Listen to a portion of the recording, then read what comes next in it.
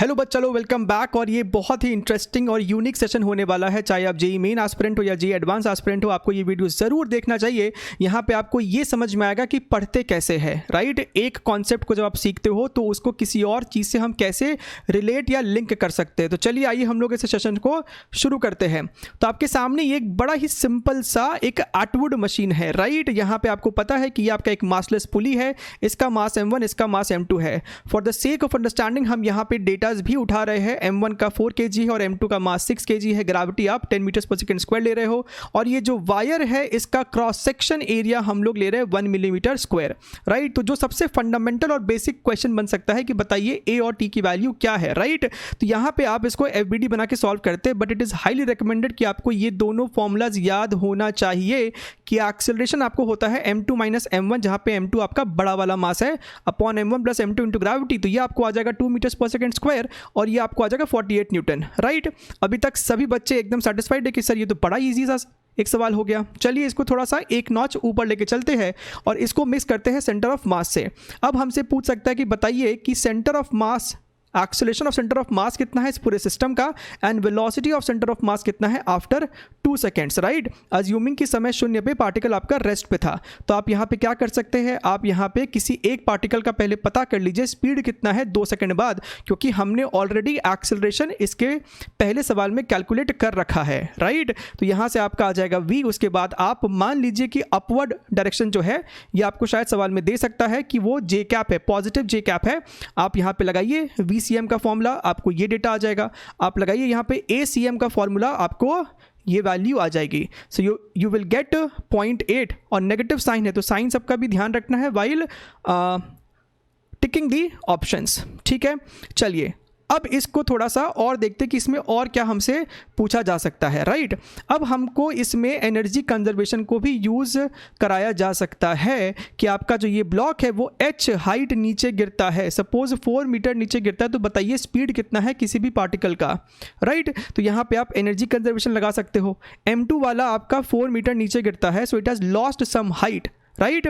और m1 वाला आपका ऊपर जा रहा है, it has gained some gravitational potential energy, but क्योंकि m2 का मास ज़्यादा है तो ओवरऑल इस पूरे सिस्टम ने कुछ नेट लूज करा है gravitational potential energy which is your this much m2gh minus m1gh, और उसके बदले में सिस्टम को मिला है काइनेटिक एनर्जी। तो आप यहाँ से स्पीड को सॉल्व कर लेंगे, राइट। इसका ऑल्टरनेटिव तरीका ये हो सकता है कि अगर आपने ऑलरेडी एक्सेलरेशन सॉल्व कर रखा है तो आप यहाँ पे किसी भी पार्टिकल के लिए लगा सकते हो v square is equal to u square plus 2gh। बढ़िया है।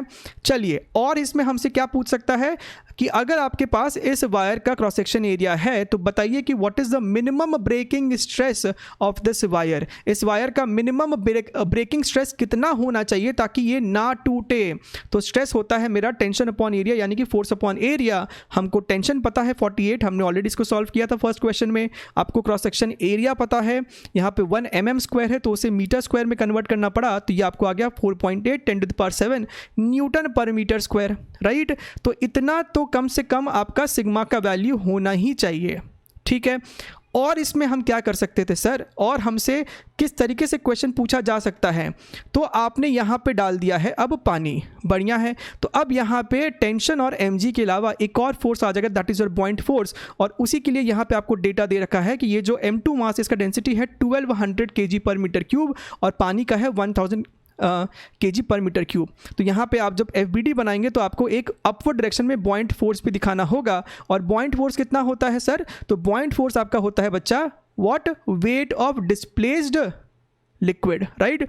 तो ये पूरा का पूरा ब्लॉक आपका अगर लिक्विड के अंदर है तो ये आपका हो जाएगा पॉइंट फोर्स। और आप इसे इजीली सॉल्व कर सकते हो। सर ये V2 वॉल्यूम क्या होगा, तो V2 वॉल्यूम तो हम निकाल सकते हैं, volume is equal to mass upon density. आपका वॉल्यूम आ गया, फिर आप यहाँ पे एक पॉइंट फोर्स भी लगा ले और फिर आप दोनों पार्टिकल्स के लिए इक्वेशन लिखे, F net is equal to M A, solve करेंगे आपको ए की वैल्यू आ जाएगी। अब यहाँ पे आपको टेंशन नहीं लेना है कि सर ये पार्टिकल नीचे जाएगा कि ऊपर जाएगा। आप अपने मन से कोई एक डायरेक्शन को मान लीजिए, फिर सॉल्व कीजिए। यहाँ पे देखिए मेरा ये नेगेटिव आ रहा है, इसका मतलब है कि m1 ब्लॉक रियलिटी में नीचे जा रहा होगा, ठीक है। तो आपसे क्वेश्चन ये भी पूछा जा सकता था कि सिचुएशन ऐसा है तो बताइए m1 जो है वो नीचे जा रहा है कि ऊपर जा रहा है, ठीक है। तो इस तरीके से बहुत सारा सिचुएशन बन सकता है। इसी को हम धीरे धीरे और एडवांस की तरफ भी लेके जा सकते हैं, राइट। हमसे ये भी पूछ सकता है कि बताइए कि इस वायर में चेंज इन लेंथ कितना आने वाला है, या फिर नीचे में आपका एक कॉन्केव मिरर रखा हुआ है और ये पार्टिकल M2 आपको नीचे गिर रहा है, आपको ये डिस्टेंस भी लेटेस्ट से दे दिया after for a particular situation. तो बताइए कि इस मिरर में इमेज का वेलोसिटी कितना होने वाला है। तो हमारे पास इमेज वेलोसिटी का फॉर्मूला ये होता है, ठीक है। इस तरीके से हम एक सिंपल से एटवुड मशीन में डिफरेंट सिचुएशन को इनकॉर्पोरेट करके इसको अलग अलग क्वेश्चन में कन्वर्ट कर सकते हैं, राइट। सो आपका ऑब्जेक्टिव होना चाहिए कि जब आप पढ़ रहे हैं तो आप अपने कॉन्सेप्ट को ध्यान में रखें ताकि आप कोई भी सवाल को हैंडल कर सके, क्योंकि आप एक टॉपिक से 1000 क्वेश्चन नहीं पढ़ सकते, लेकिन अगर आप 10 कॉन्सेप्ट को अच्छे से समझ लेते हो तो आप 1000 सवाल को सॉल्व कर सकते हो, ठीक है। आई होप मेरा मैसेज आपको क्लियर एंड कट कन्वे हुआ है। आपको ये वीडियो कैसा लगा आप ज़रूर से कमेंट सेक्शन में लिख के बताइएगा और इस वीडियो को ज़रूर से लाइक कीजिएगा। अगर आप चैनल पे नए हैं तो ज़रूर से इसको सब्सक्राइब करें, hit that bell icon and we shall be meeting again. तब तक के लिए टेक केयर, बाय बाय।